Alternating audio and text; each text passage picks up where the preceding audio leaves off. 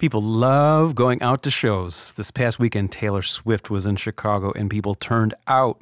This isn't a new phenomenon. As I went around the early churches of the ancient world in Turkey, there were theater venues preserved everywhere, amphitheaters whose acoustics were perfectly tuned so that thousands could hear and see. No microphones or screens yet.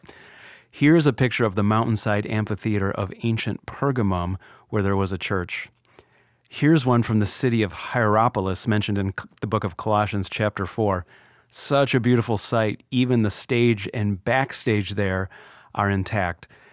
And here's the biggest theater of them all in Ephesus, seated about 25,000 people. Historians usually figure that a theater could hold about 10% of the local population, which means that ancient Ephesus likely had a population of about 250,000 people. In the book of Acts, chapter 16, there is a record of a dramatic scene that played out right in this theater. Ephesus was renowned as a place of worship for the Roman goddess Artemis.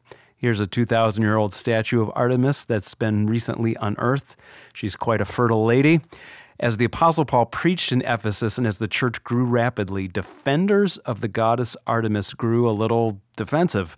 And there was a massive riot. The Ephesians filled their theater and chanted for hours in praise of their false goddess.